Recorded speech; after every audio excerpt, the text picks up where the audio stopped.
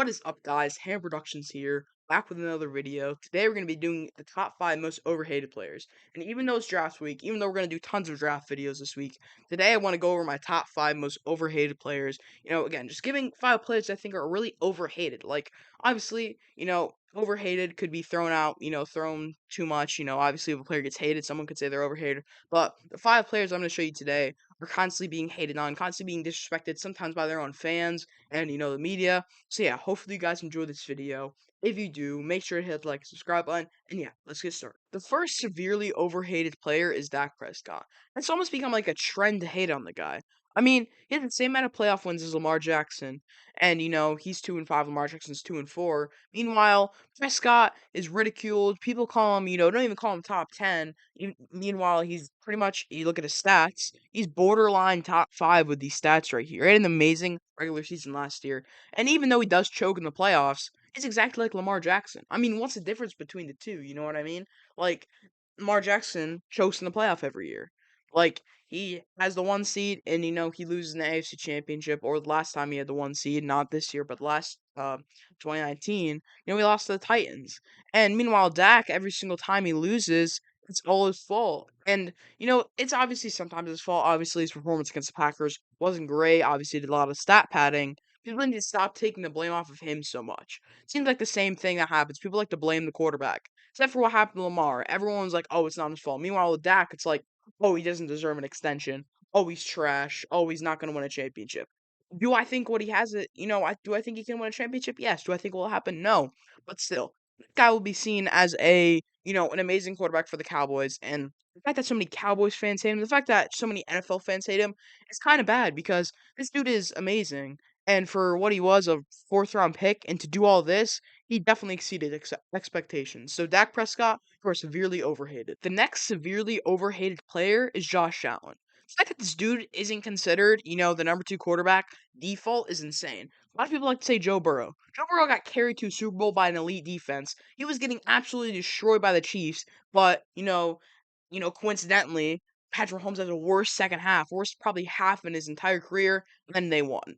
And it's so annoying to see people say Joe Burrow's just better. And in just he's not. It's just so simple as that. The dude gets hurt way too often, Joe Burrow. He already's had 2 season-ending injuries, and he always starts the season off bad. It just doesn't make any sense why people say, oh, Joe Burrow clears Josh Allen. This is not even a competition. Josh Allen's so much better than Joe Burrow.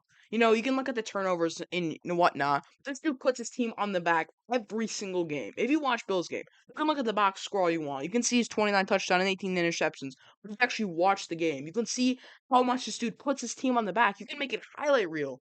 How much times, last year he made an amazing play to keep his team in the game, or to just keep the team alive. It's just insane how much people disrespect him almost. The dude hasn't missed a game since his rookie season. This dude is taking hits every game. Meanwhile, Glass Joe Burrow, not trying to be mean, but it's the truth. He gets hurt in training camp. He gets hurt in, games like this.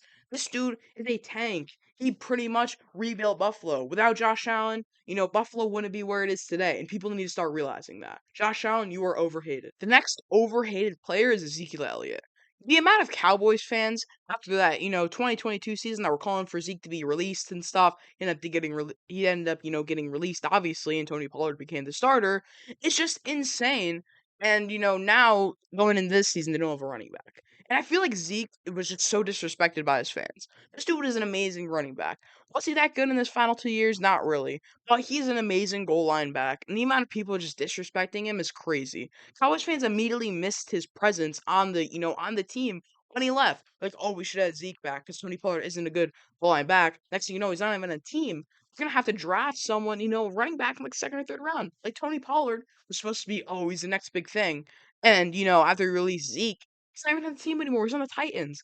And this just really shows how Dallas fans, I'm not trying to be mean, but they're so quick to turn on people. Like Zeke was amazing for you guys. And the second he slows down a bit, which happens to literally every single running back nowadays, you turn on him. And I feel like that was a bad thing to do.